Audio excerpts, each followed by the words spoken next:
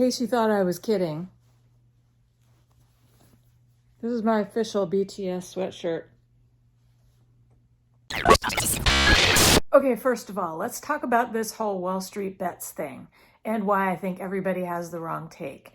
The story out in the news media so far has been David versus Goliath. The little guy takes on Wall Street, yada, yada, yada, which is all cool, but I don't think that's really what's happening. I think this subreddit, Wall Street Bets, is like a raft of fire ants. Okay, hear me out. Each individual fire ant may be just a tiny little sting. They can't really accomplish anything on their own. And when the hurricane comes, the storm comes, they would just drown or get floated away.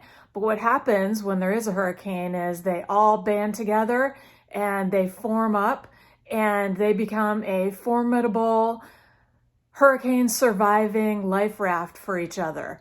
That is exactly what's going on here. I think this initiated just because somebody found something they thought was actual value to invest in and shared it with their fellow buddies in this subreddit. Period. End of story. And now they're all in their life raft, stinging all the outsiders, the Wall Street folks who are coming in and trying to figure out what they're up to. And what we're all looking to find out now is, can we jump on that life raft? Okay, for our next story, I'm going to actually need some help illustrating here. I wish I had a whiteboard on me, but I think this piece of paper will work fine. We're talking about the earth-shattering event that happened in the K-pop world about a week ago. And we're talking about two key players here. We're talking about Big Hit Entertainment that has BTS in their stable. And if you know anything about K-pop, you know that's the 7 cute boys who have taken over the world. And you need to go check them out if you haven't yet. I'm definitely a member of the ARMY. Okay, on the other side, we have YG. Think of them as Coke and Pepsi, basically. These are two very competitive sets of people. On YG's side, we've got Blackpink. And guess what? I'm also a fan of Blackpink. I know it's not very common, but sometimes you just love what you love.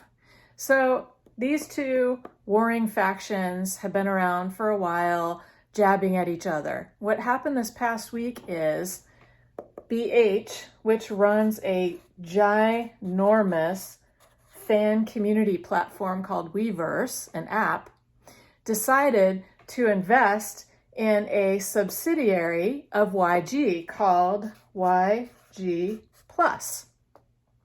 The upshot of this in the end is probably going to be that YG stars are going to start showing up in the Weverse app.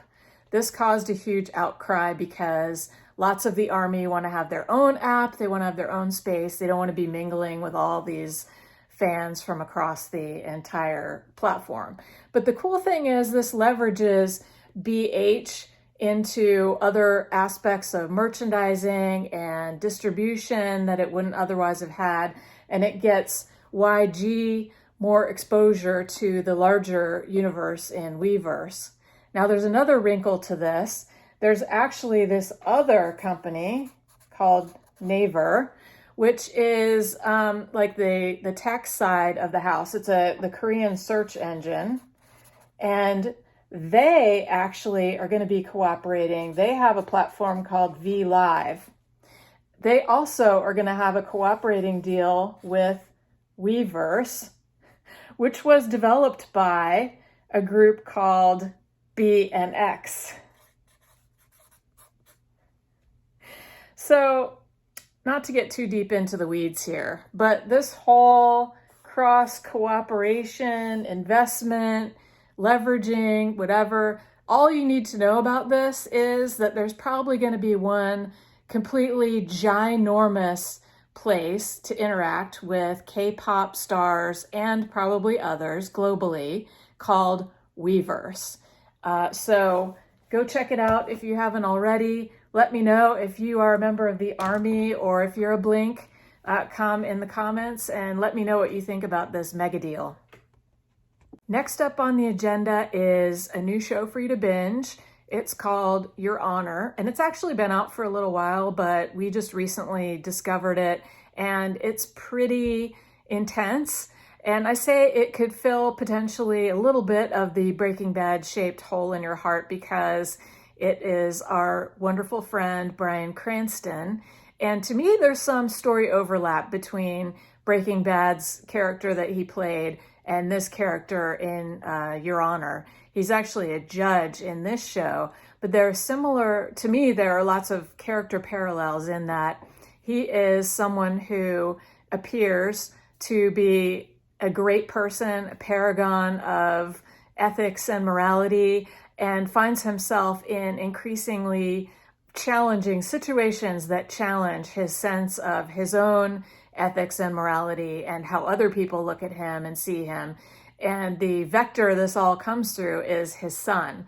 It's set in New Orleans, which is a bonus, which is really cool. I always enjoyed watching Treme when it was on because I love seeing New Orleans as almost like a character in the show. So that's a little side bonus. But lots of wonderful characters in this show, lots of political intrigue, commentary on the justice system. There are racial overtones. It's a really beefy stew of interesting viewpoints and angles and characters in this show. So I recommend going and checking this one out, and let me know what you think after you've binged it a little bit. Let's talk about sneakers. I've definitely heard rumors that there may be too many sneaker drops per week. We're looking at couple a week right now, so all the sneakerheads out there, there's too much inventory on the market, too much to keep up with. But a new sneaker has dropped from Nike that is really interesting right now and was created out of a request from a kid with cerebral palsy who wrote to them asking for a sneaker that he could easily put on. And of course, they already had some things under development. The new Nike Go Fly Ease is really cool. You can actually get in and out of it completely hands-free. And, there's going to be a lot of joking around about, how lazy are we? But the accessibility angle of this is super, super cool. It's at around, I think, $120 price point when it's available. I think it's going to probably fly off the shelves for sheer novelty value. But my one little quibble with it is it looks like it's going to be available in 3 different colorways to start off with. And one of them is a super hideous, not a fan. And the other 2 are black, gray, black. So I'm hoping that they become popular and they come out in different color combos. I can think of some really cool ideas to do with the colors. But anyway, I'll be lining up to try those. I think that's really awesome. And I totally would have loved these when I had my twins. And I got one bonus story this week. If you haven't already, you should know about my extreme fondness for Popeye's chicken. It is the best fried chicken in my opinion. Don't even come at me in the comments because it just is what it is. And we have to drive about 40 minutes to get to the closest Popeyes. Popeyes gods, why can you not put one closer to our house? Although that might be a problem for me. Anyway, I digress. What I really wanted to tell you about is chocolate beignets. Just let that wash over you for a second. Chocolate beignets. Now, I do not claim by any means to be an expert in what a real beignet looks or tastes like. The closest I've come is watching them try and eat them on Amazing Race and laughing at the dude who could barely choke down one beignet because, dude, I could eat like 6 or 8 of those in one sitting pretty easily. But let's get back to the Popeyes chocolate beignets. I think they're temporary menu items, so go get them right now. I mean, seriously, drop what you're doing and go get one. We've already been to get them a couple of times. They're even better the next day, which is weird. I would compare it to like a chocolate cream filled powdered donut sort of consistency with, powdered sugar on the outside of it and gooey chocolatey filling on the inside. I cannot get enough of these. So I don't know if I'm hoping they go off the menu soon so I don't balloon up to 5,000 pounds, or if I'm hoping they stay forever because, oh, they're so good. Anyway, go try them. Everybody, have a great week.